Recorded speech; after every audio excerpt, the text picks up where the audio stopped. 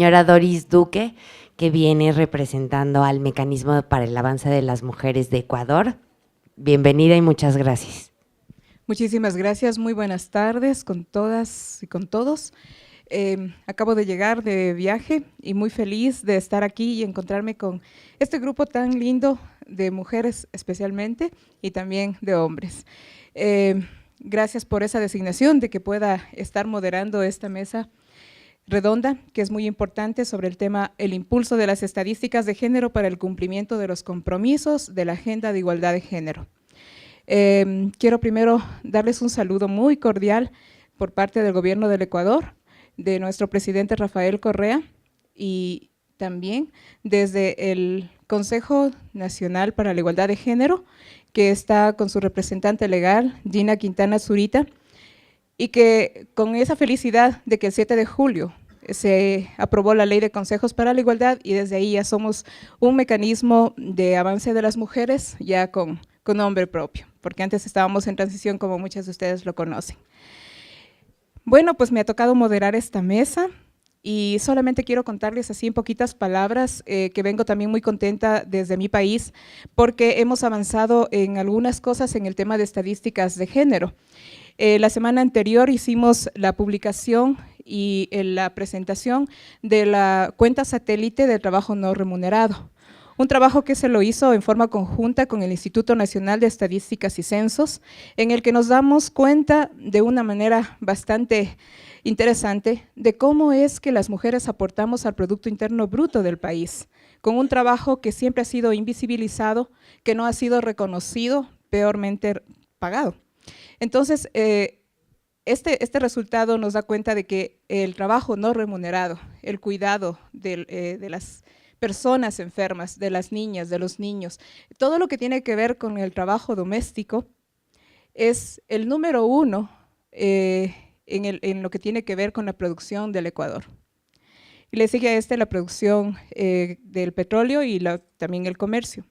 Entonces estamos muy orgullosas las mujeres de que ahora sí se reconozca esto como un trabajo muy importante dentro de lo que es la producción del Ecuador.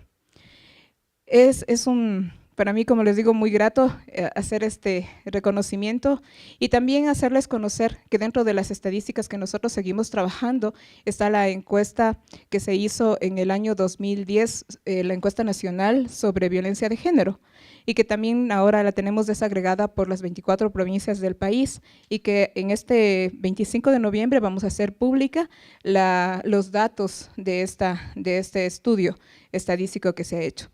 Es muy importante que podamos tener los datos reales de lo que está sucediendo en cada uno de los países. Con los datos estadísticos podemos empezar a visibilizar cuál es la problemática, a dar a entender con mucha claridad cuáles son esas brechas que existen entre las mujeres y los hombres y empezar a trabajar las políticas públicas. Entonces, para nosotros es bastante agradable, y otra vez más quiero agradecer este privilegio de moderar esta mesa. Entonces voy a presentar ahora sí a Gladys Acosta, que es experta del Comité para la Eliminación de todas las formas de discriminación contra la mujer, CEDAW. Abogada y socióloga peruana, ha sido una destacada activista en favor de los derechos de las mujeres desde los años 70 y hasta asumir en octubre del 2008 el cargo de directora regional del Fondo de las Naciones Unidas para la Mujer, UNIFEM, para América Latina y el Caribe. Fue durante una década representante del Fondo de las Naciones Unidas para la Infancia, UNICEF, en diferentes países, y se ha desempeñado como asesora regional de este organismo en materia de igualdad de género y derechos de las mujeres. Le damos la bienvenida a Gladys Acosta y les recordamos que tiene cada una de las personas que va a participar 10 minutos de tiempo. Muchas gracias. 10 minutos. Bueno, entonces voy a cortar la mitad de la ponencia. Bueno, vengo realmente con mucha alegría a este evento. Les agradezco muy especialmente a las entidades que han organizado esta fiesta, ¿no?, por el 15 aniversario de los Encuentros Internacionales de Estadísticas de Género, y es mi primera misión no oficial como experta del Comité para la Eliminación de la Discriminación contra la Mujer, Y la verdad es que voy a obviar todos los saludos que quería hacer para entrar de lleno a uno sí que no puedo evitar, y es que quiero rendir un homenaje a Aida González Martínez, a quien por suerte vamos a visitar en el DF, que ha sido una funcionaria mexicana que representó pues a México en muchísimos foros internacionales, entre los más importantes el de 1975, cuando se inició la década de la mujer, y en la cuarta conferencia mundial sobre la mujer en Beijing. Ella, yo recuerdo, defendió el valor económico del trabajo doméstico y su incidencia en las cuentas públicas en esa época. Además, fue una de las redactoras de la Convención sobre la eliminación de todas las formas de discriminación contra la mujer y presidió durante largos periodos este comité, así que ella ha sido una maestra. Todas tenemos maestras y hay que nombrarlas. Ella ha sido para nosotros una de esas maestras que nos abrió el camino del trabajo internacional, que todavía tiene que dar muchos frutos para mejorar la calidad de vida de las mujeres y de las niñas en el mundo. Y bueno, también quisiera reconocer que yo voy a caminar sobre los pasos de una querida colega que ha estado aquí en uno de estos encuentros, que es Line Barreiro, quien va a terminar brillantemente sus funciones ahora en diciembre, y me entusiasma mucho integrarme a este comité donde están latinoamericanas brillantes como Silvia Pimentel de Brasil, Magali Sarrocha de Cuba y Bárbara Bailey de Jamaica, quienes con certeza, confío, me van a mostrar pues cuál es la huella que hay que seguir en este importante comité. Yo no les voy a contar la historia del comité porque esa se la pueden leer en la ponencia, es súper interesante, y a nosotros que nos gusta el chisme político realmente está repleto, pero voy a entrar de lleno, como se dice, al tema para que no me quiten el micro rápido.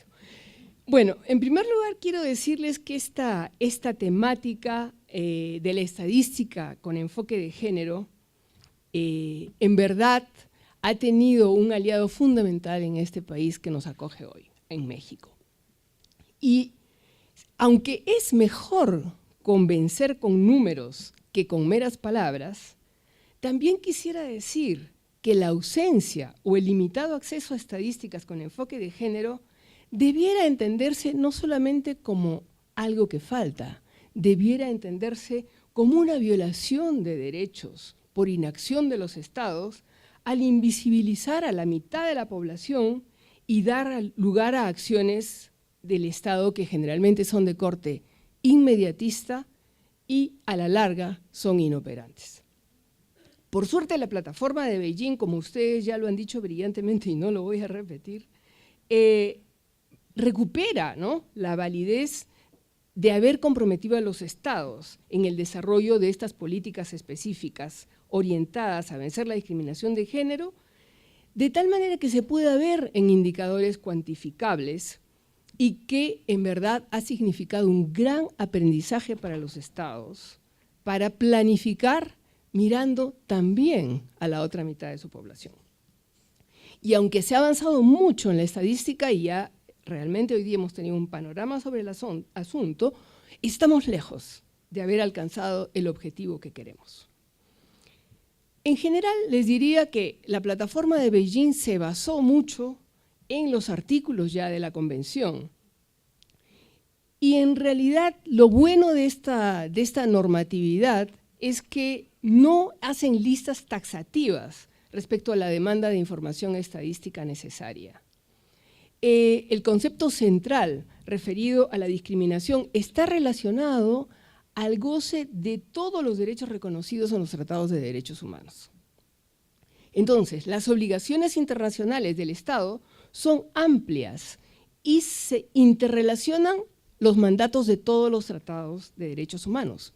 Por esta razón, las entidades técnicas a cargo de los sistemas de información estadística deben proveer los datos que permitan evaluar el cumplimiento de normas internacionales para proteger a todas las personas, en respuesta también a estos mandatos específicos, en el caso concreto de la CEDAW o de la Convención sobre los Derechos del Niño, donde se ve más claro esos números, digamos, cuantificables que necesitamos.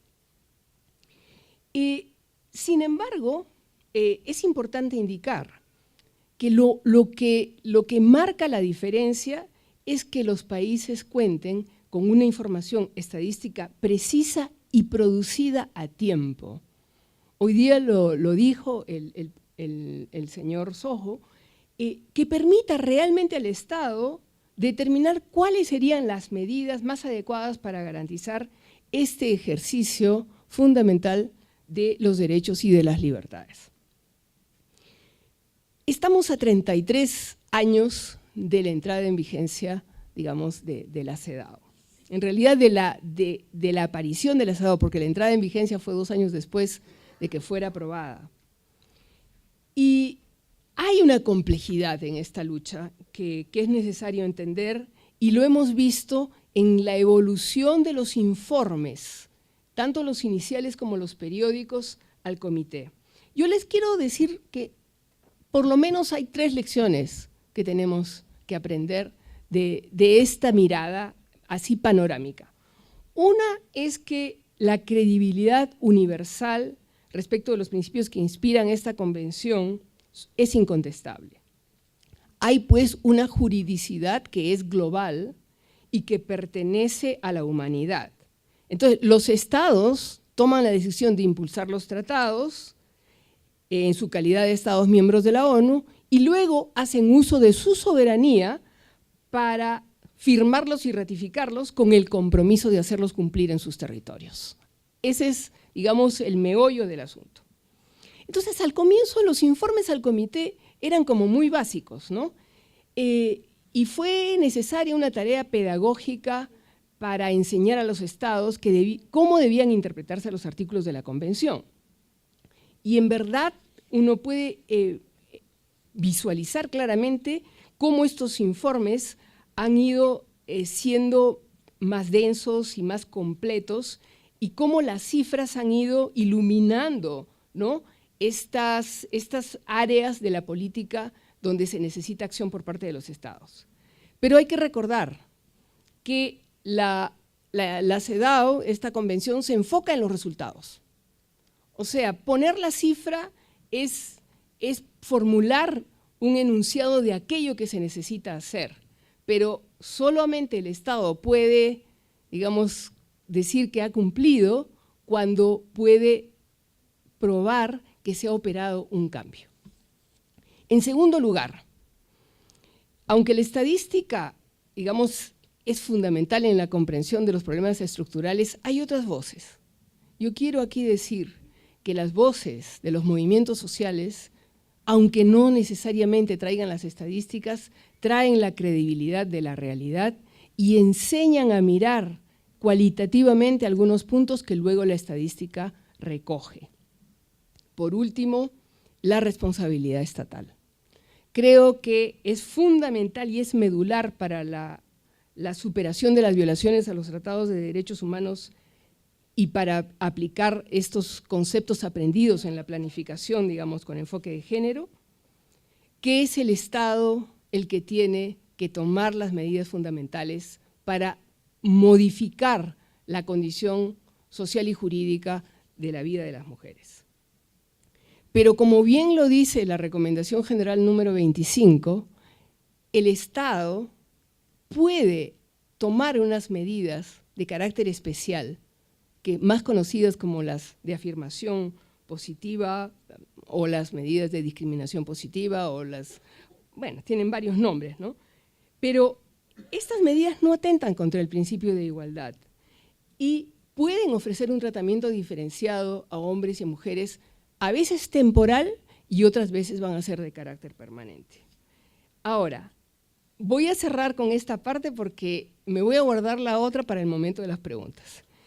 Quiero decirles que el Estado, en esta capacidad que tiene de rectificar, ¿no?, estas situaciones violatorias de derechos humanos, también tiene que presentar, una vez que toma estas medidas de carácter especial y temporal, qué efecto han tenido en la vida de las mujeres.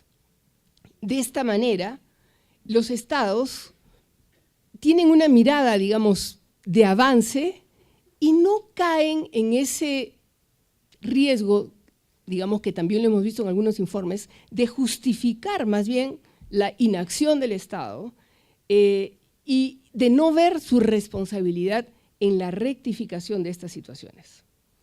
Entonces, creo que esto que se le aplica al Estado también se le debe aplicar al comité. El comité también tiene que tener esta visión estratégica en la formulación de sus recomendaciones. De nada sirve presentar 50 recomendaciones si estas no están priorizadas y si estas no tienen una mirada de los próximos 4 años, que es el momento en que tiene el Estado para actuar y luego volver al comité a decir qué es lo que se tiene que hacer. Voy a parar aquí para que se queden con esas 3 ideas y en la siguiente vuelta les voy a contar qué otras cosas podríamos hacer desde el comité con estos indicadores importantes, cuantificables, que nos ha producido estos 15 años de estas importantes conferencias estadísticas. Muchas gracias.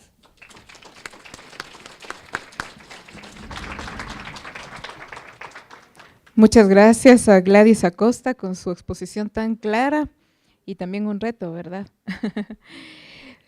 Presentamos este momento a Rubén Narciso Cruz, licenciado en Ciencias Jurídicas y Sociales, abogado y notario, así como licenciado en Matemática Aplicada por la Universidad de San Carlos. Tiene un posgrado en Economía y Finanzas Aplicadas por el Banco de Guatemala, Universidad Rafael Landívar. Maestría en Finanzas, Universidad Rafael Landívar y posgrado en Estadística por Universidad de San Carlos.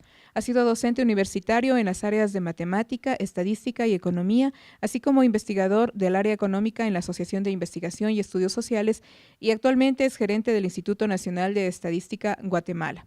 Gerente del Instituto Nacional de Estadística, INE, de Guatemala. Bienvenido. Muy buenas tardes a todos y todas. Gracias por la invitación a participar en este panel tan importante. Yo voy a hablar acerca de los avances y retos en la producción de estadísticas de género y me voy a referir específicamente al caso de Guatemala. Según la invitación que nos hicieron llegar, a las 6 de la tarde tenemos un cóctel.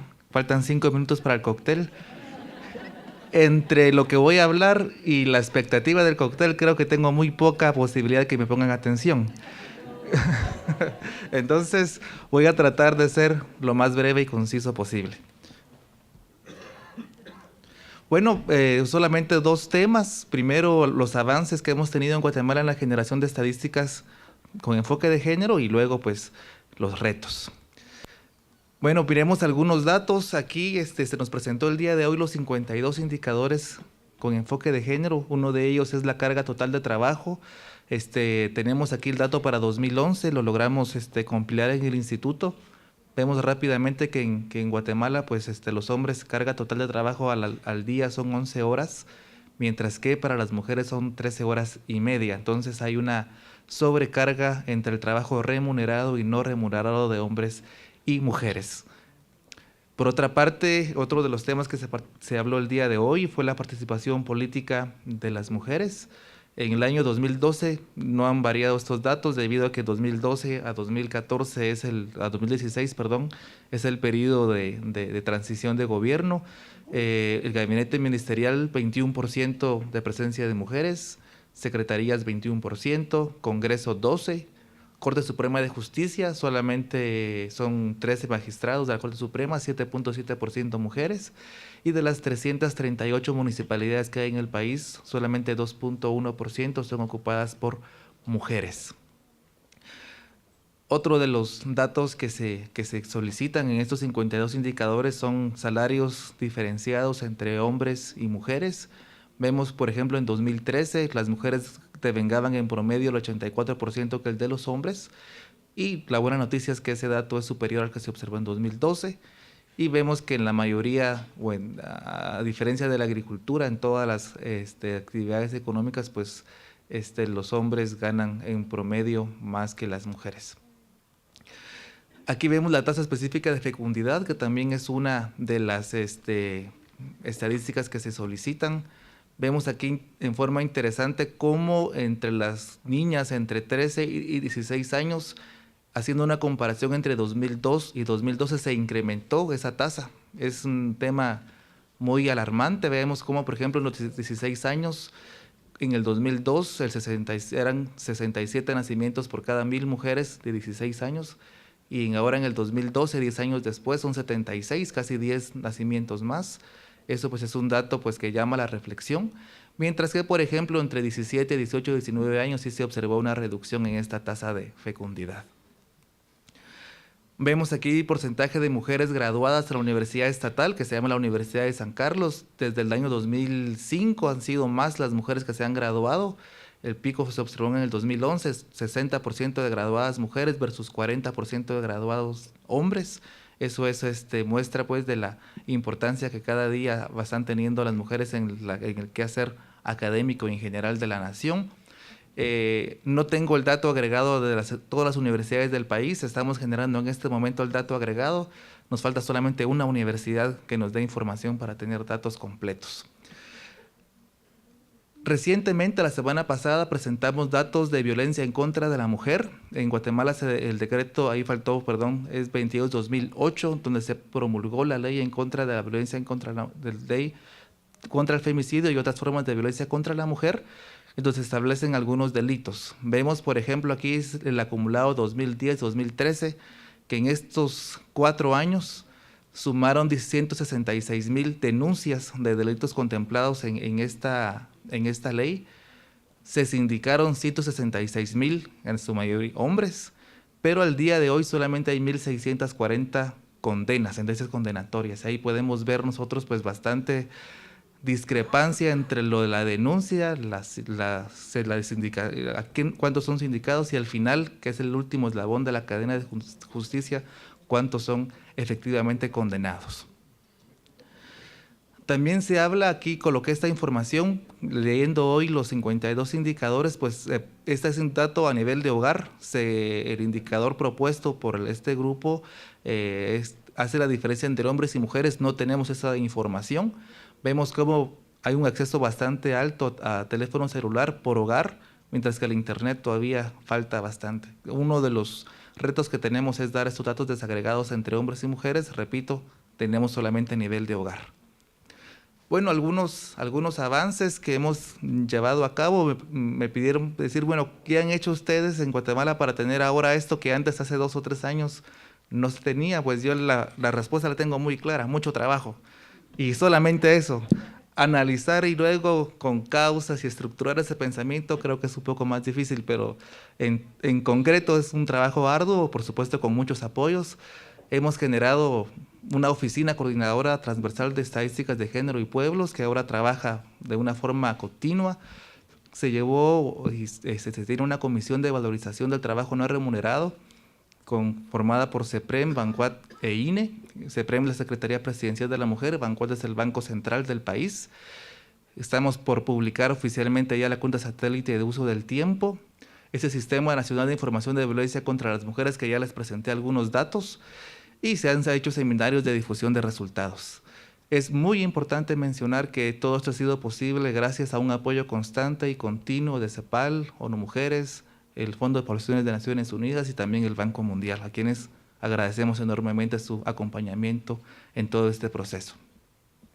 Hemos generado publicaciones que están relacionadas con el tema de género. Vemos aquí un resumen estadístico de la situación de las niñas y adolescentes, violencia intrafamiliar 2013, las estadísticas vitales que ampliamos bastante la información, indicadores de género, y de violencia en contra de la mujer 2008-2013 que ya les presenté una diapositiva. El contenido del documento es bastante más extenso.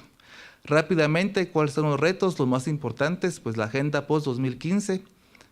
Teníamos una gran brecha que cerrar, estamos poco a poco cerrándola y ahora nos dicen que las vetas se hacen más grandes, entonces otra vez estamos de nuevo al final de la cola, ¿verdad? Entonces ese es un tema que es un reto muy grande para las oficinas de estadística. En el caso nuestro, institucionalizar la unidad de género que todavía no tiene toda la forma legal adecuada, darle continuidad a los documentos publicados, la constante capacitación, eso es siempre sumamente importante para continuar y hacer trabajos de calidad. Capacidad de incidir rotundamente en los registros administrativos es lo más barato de generar información. Solamente se requiere, en esencia, una palabra que es tan de moda, ¿verdad? Voluntad política, pero se dice tanto porque es una realidad.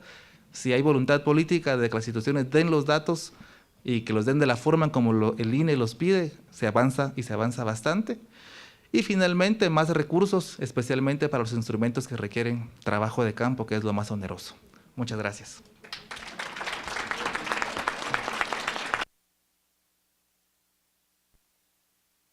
Bien, Rubén, solamente se pasó 2 minutos en honor al brindis.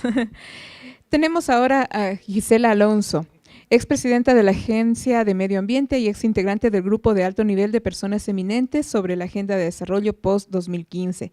Destacada científica cubana, doctora en Ciencias Biológicas, licenciada en Ciencias Químicas de la Universidad de La Habana. Ha cursado estudios de posgrado en el Centro Nacional de Investigaciones Científicas y el CNRS de Francia, profesora adjunta de la Universidad de La Habana desde 1983 e investigadora auxiliar desde 1981. Miembro del Consejo Científico Superior de la Academia de Ciencias de Cuba entre 1986 y 1998. Presidenta de la Agencia de Medio Ambiente del Ministerio de Ciencia, Tecnología y Medio Ambiente de Cuba desde 1999, en donde ha desplegado múltiples acciones en la implementación de la política ambiental del país, estrategias y programas y proyectos científicos de los centros de investigación subordinados a la agencia y otros centros del país. Gisela, bienvenida. Bueno, mucho gusto. Miren cómo estoy. El cambio climático, del cual casi no vivo de los estudios. Miren, yo había hecho una presentación que está aquí, el que le pueda interesar, que no voy a... ¿Dónde tú le diste aquí? Y yo empezaba también por el año 45, porque han pasado 70 años. Y realmente ha sido relativamente poco lo que hemos avanzado en las mujeres. Ahí hay un pequeño recuento, inclusive ya yo me paro un poquito en Río, donde empezamos a hablar más firmemente, no como hicimos en Estocolmo, sino como hicimos en Río, del papel de la mujer en el concepto de desarrollo sostenible. Y los 3 pilares, o sea, el político, el social y el ambiental, que creo que de una forma u otra ha quedado explícitamente dicho. Ahora, en el caso de Beijing, ya empieza a identificarse más claramente el papel de la mujer vinculado a los recursos naturales y al medio ambiente y a las prácticas tradicionales y conocimientos tradicionales, que son muy importantes para muchos de nuestros países. Después la cumbre en Milenio, que hemos hablado de eso, se ratifica en Río +20. Y en el caso del documento de la Agenda post-2015, que déjenme decirle que fue bastante complejo el trabajo de ese panel. Ahí por América Latina estuvimos Patricia, la canciller de México en aquel momento. Estuvo la Holguín, la canciller actual todavía de Colombia. La ministra de Medio Ambiente de Brasil, Isabela, y bueno, la que les habla. Realmente la discusión no fue fácil porque hay 3 elementos que desde un inicio, y yo voy a hablar de lo que yo dije, o sea, yo no voy a decir lo que dijo el panel, yo voy a decir lo que yo dije dentro del panel. Y habían 3 elementos que defendimos mucho, que era el inclusivo, el universal y el transversal en el caso de la mujer. Ahora, ¿dónde nos desembocaba eso? Eso nos desembocaba en la necesidad de modificar los sistemas de desarrollo que estamos teniendo en estos momentos. O sea, si no cambiamos los modelos de desarrollo, es imposible. Ahora, para cambiar los modelos de desarrollo, se necesita tener, que se dijo aquí en el panel anterior, conocimiento. O sea, hay que tener acceso a la tecnología. Hay que hacer innovaciones tecnológicas en función de nuestras necesidades. Y en todo eso el papel de la mujer es clave, pero no solamente de la mujer, porque me gusta hablar de la mujer, de las niñas, de la niñez y de la juventud, porque yo digo, yo tengo nietos, hijos, como ustedes se podrán imaginar, ¿qué futuro le dejamos? Y si desde hoy no los preparamos para enfrentar lo de hoy, ¿qué nos queda para mañana? Entonces, en toda esa dinámica que hablamos, que fue muy fuerte, le voy a decir que fue muy acalorada, yo soy muy, yo no digo las cosas tan buenas, soy cubana, ¿no? Entonces, soy un poco efusiva a la hora de decir las cosas, ¿no? Realmente hicimos mucho hincapié en esto, en el conocimiento, en la educación, en la salud, en la integración, desde el punto de vista de las políticas a seguir. Ahí yo ponía también en la participación abierta en las políticas públicas, que aquí se dijo también, y lo defendíamos, hay distintas vertientes. Usted asumiendo responsabilidades políticas y por tanto usted, bueno, tiene un elemento de incidencia, o usted tiene incidencia por la participación pública. No sé si soy feliz en lo que estoy diciendo. O sea, usted puede incidir perfectamente en todo un trabajo. Nosotros tenemos experiencia en la Federación de Mujeres Cubanas, en toda una serie de cuestiones. Y otra cosa es la vertiente política estatal de identificar cuáles son esas políticas a seguir. Y eso hay que darle un movimiento enorme, porque como estamos realmente va a ser imposible. Por otro lado, resulta muy difícil con los niveles de desinformación que existe llegar a la realidad. Muy manipulado. Nosotros no, porque nosotros estamos acostumbrados a que nos manipulen hace más de 50 años. Pero desde el punto de vista de la información que usted recibe, bueno, habrán estadísticas, porque fíjense, esa fue otra cosa que discutimos mucho. Pueden haber estadísticas. ¿Por qué se hacen informes utilizando estadísticas que no son las de los países? Porque los hay. A nosotros nos lo hicieron hace 2 años en desarrollo humano. Y la que formamos fue, bueno, se podrán imaginar la que formamos. Entonces, si usted tiene sistemas estadísticos, sencillamente de los países será más amplio o menos amplio, lo vamos perfeccionando y demás. Pero usted tiene que respetar también esas cuestiones. Y muchas veces la información que se da no se refleja en la realidad. Y lo estoy hablando en todos los sentidos, en la educación, en la salud, en la ciencia, en las universidades.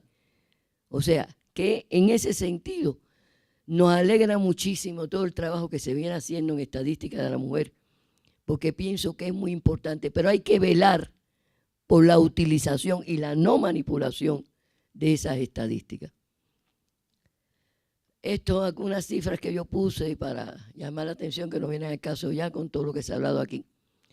Entonces, el problema radica, a mi criterio, y lo dije en el panel varias veces, yo comprendo que el ser social lo determina la conciencia social, eso lo estudié en la universidad. Pero si no cambiamos la forma de actuar, de pensar, no vamos a ir a ningún lugar. Cada día somos más egoístas, compañeros. Pensemos en las situaciones en que se nos dan. Pensamos menos en el prójimo.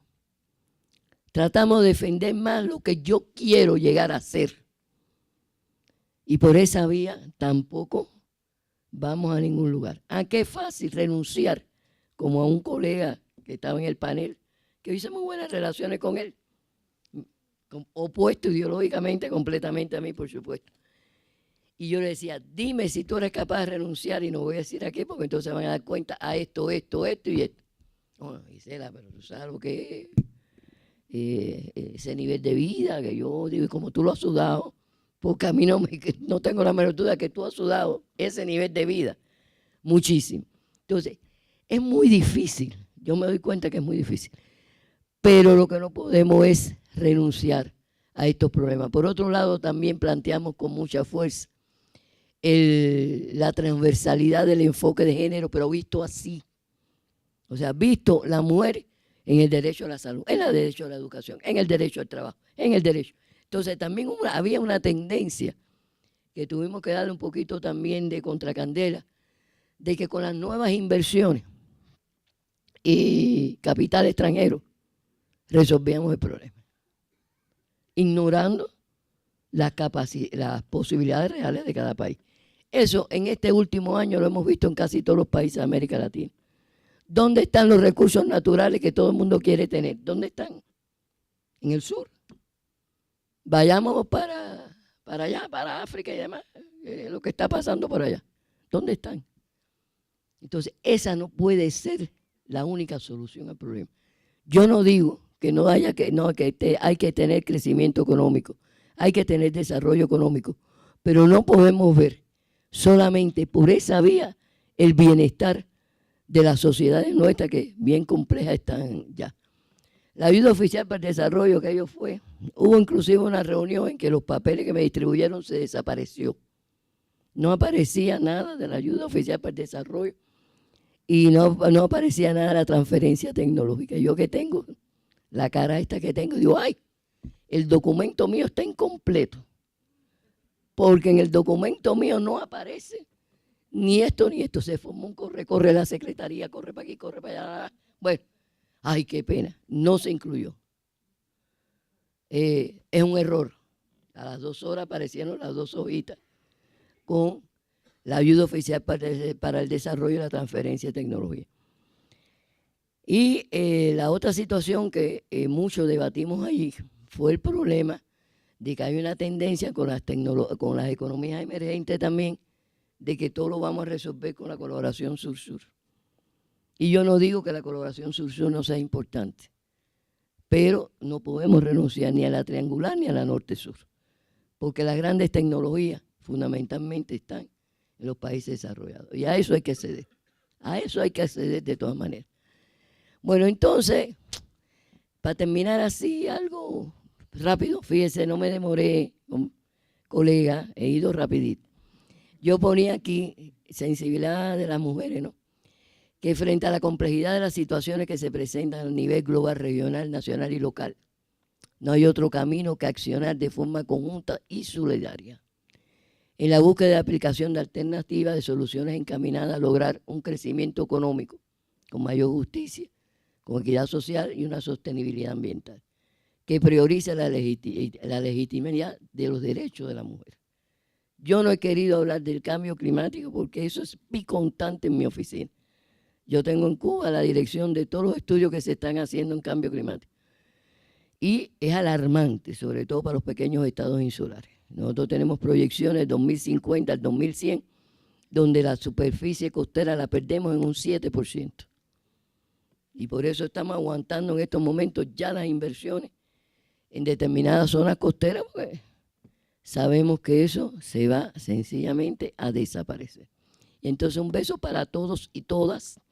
Y yo puse que aportemos a ello toda nuestra sensibilidad, inteligencia y solidaridad femenina. Casi que es una ofensa, porque aquí hay mucha solidaridad masculina también. Muchas gracias.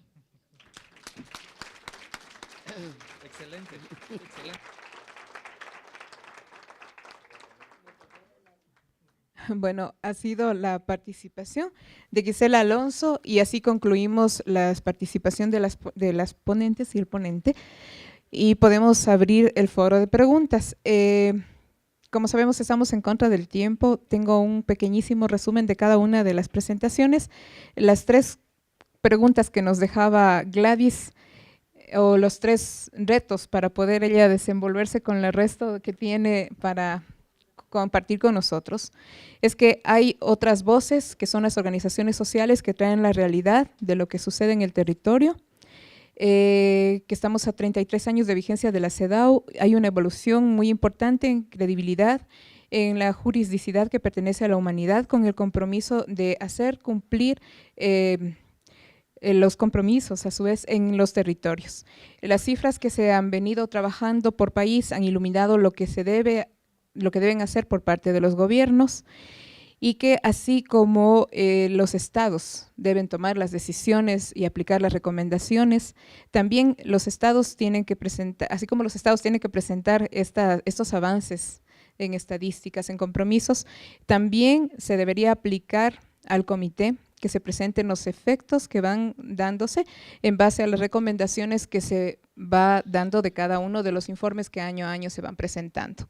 Rubén Narciso Cruz de Guatemala nos hacía conocer cuáles son los datos de acuerdo a los estudios estadísticos que han realizado en Guatemala en tanto a la carga total de trabajo de las mujeres y de los hombres, la participación política, cuánto es la remuneración diferenciada entre hombres y mujeres, también la violencia, y también nos hacía conocer cuáles son los avances que han trabajado, como por ejemplo la Oficina de Coordinación de Transversalización de Estadísticas de Género y Pueblos, las publicaciones que han realizado y los retos que tienen y que se han planteado para la agenda post-2015. Gisela Alonso nos hablaba sobre las mujeres, el medio ambiente y el desarrollo, la necesidad de modificar los modelos de desarrollo, tener conocimiento, acceso a la tecnología, que incluye a mujeres en todas las generaciones, desde la niñez hasta la edad adulta. También los cambios, la necesidad de cambiar patrones de consumo incontenible. También nos hablaba de que los sistemas estadísticos con información real deben ser con información real, en todos los ámbitos, en educación, en salud, en ciencia, en ambiente, y también velar por la utilización y la no manipulación de esas cifras. Es la necesidad de cambiar el modelo de pensar y actuar en el cambio del modelo de desarrollo. Se requiere de voluntad política, también debemos plantearnos con mucha fuerza la transversalización del enfoque de género y finalmente la sostenibilidad ambiental, que priorice la legitimidad de los derechos de las mujeres. Esto es un pequeñísimo resumen de las 3 ponencias para que puedan abrirse las preguntas y respuestas. Creo que aquí también podemos dar 10 minutos, ¿no? 6:30 en punto terminamos con las preguntas. Entonces, 3 preguntas nada más para poder concluir. A ver, no todas a la vez. Vamos, ¿quién se anima con una pregunta? Al final, no sé si tenemos un micrófono a la parte de atrás, en la parte de atrás. Soy Marta Villaseñor del Instituto Jalisciense de las Mujeres en Guadalajara. ¿Sí? El comentario es que en ocasiones muchas de las cifras que presentamos y que de alguna manera ya dejan ver los rezagos o la situación de las mujeres, también hay mucho la manera en cómo hemos registrado esa estadística y qué tanto pendiente tenemos de su registro. Por ejemplo, con el compañero de Guatemala, que nos presentaba las horas ocupadas por hombres y mujeres, comentábamos aquí en corto cómo era una cuestión, como una diferencia ya notoria, pero que considerábamos no cierta, si era que la situación es muy semejante a la de México y que en Guatemala creemos que también puede verse de esa manera y que entonces habría que decir qué tanto preguntamos, qué tanta sensibilidad y qué tantas acciones o cuestiones.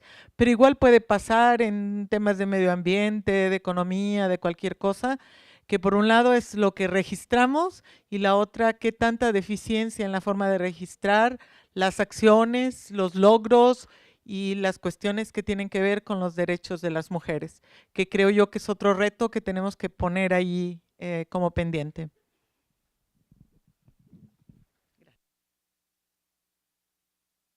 Otra pregunta acá adelante.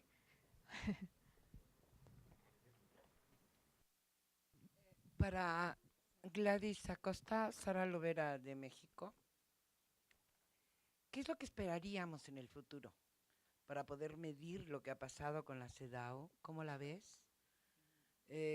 ¿Cómo pueden ayudar la estadística? Pusiste un poco en duda, decías no solo son los números, sino las otras voces. Entonces, ¿qué esperaríamos para el futuro?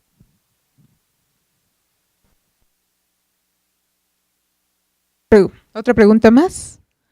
Acá a la...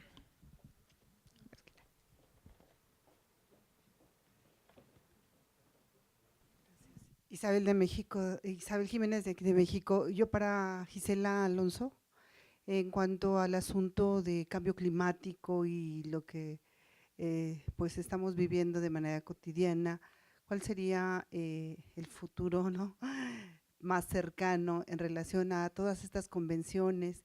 Nosotros vivimos en estados que tienen graves problemas de agua y que, bueno, ahí es nuestro talón de Aquiles, ¿no? ¿Cuál sería la perspectiva a corto, mediano o largo plazo? Gracias. Tenemos entonces ya las 3 preguntas. Empezamos con Rubén. Sí, bueno, muchas gracias por el comentario. Nosotros, ante esta situación, lo único que puedo decirle es que buscamos apoyo constante, acompañamiento técnico para ir año con año mejorando la calidad de recolección de datos, así como la generación de la información. Y pues aquí hay muchas personas aliadas en ese proceso, que hemos tenido mujeres, PAL, que estamos constantemente revisando cuestionarios y metodologías para que los datos sean cada vez más cercanos a la realidad. Gladys. Bueno, el futuro. En realidad, en el panel en el primer panel se respondió algo de lo que la periodista Sara Lovera pregunta.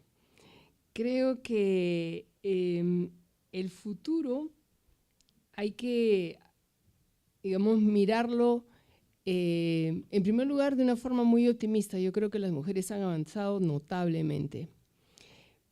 Pero diría que la convención, y acabo de revisar el primer artículo, es muy enfática en decir el concepto es muy profundo. Es un cambio societal, es un cambio civilizatorio lo que plantea esta convención.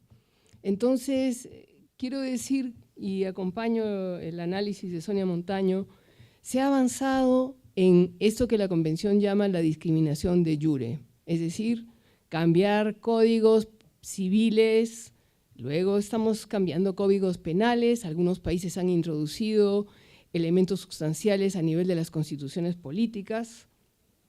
Yo diría que la discriminación de jure podría estar en retroceso, pero la discriminación de facto lamentablemente está en avance. Y en esto creo que es cada vez más compleja para mirar dónde está y cómo está, porque se oculta y hace que los datos empiecen a aparecer, digamos, por ejemplo, en la participación política, ¿no? Clarísimo. Cada vez hay más trabas de otra naturaleza que empiezan a aparecer y que no están previstas en la norma. Y entonces las mujeres empiezan en una carrera, ¿no?, luchando contra algo que es mucho más producido por un sistema, ¿no?, que resiste al cambio. Creo que hay que mirar la articulación de 3 elementos que plantea la convención muy claramente para, digamos, plantarse firme frente al futuro. Uno es el reconocimiento de los derechos. El segundo es el ejercicio de esos derechos, es decir, la capacidad de volver a recuperar el derecho una vez que se pierde. Para eso necesitamos unos sistemas de justicia fuertes y unas políticas públicas sostenibles y que tengan presupuestos que sean universales y que sean permanentes. Por último, el goce del derecho es una sociedad transformada. La convención no va a parar, digamos, hasta que no lleguemos a eso. Esos 3 elementos, el reconocimiento, el ejercicio de los derechos y el goce de estos derechos. Esto implica un cambio de civilización y creo que hombres y mujeres nos lo merecemos. Hay que cambiar esta civilización.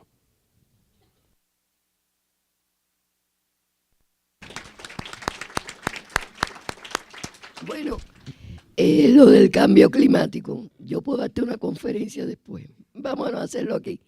Yo lo que te puedo decir es lo siguiente. Es una realidad. Ahora, yo estaba como Sonia también la semana pasada leyéndome el último informe del IPCC y es alarmante, inclusive algunos datos que ellos tenían previstos de áreas de desertificación, de elevación del nivel del mar, de eventos hidrometeorológicos de diferentes magnitudes, están por encima en este quinto informe que el cuarto informe. O sea que la situación es bastante seria, muy seria. Vamos a ver en Perú hasta dónde se puede llegar. Y después está lo de Francia, que ya terminó Kioto, o sea, no hay ningún compromiso por nada. Ahora incide mucho estos problemas desde el punto de vista, como decía la colega, es un problema civilizatorio también. O sea, hay que cambiar los patrones de modelo de desarrollo, la participación social dentro de esos modelos de desarrollo. Y por supuesto cada uno de los componentes sociales dentro de ese modelo de desarrollo. Pero para cambio climático lo que hay es mucho.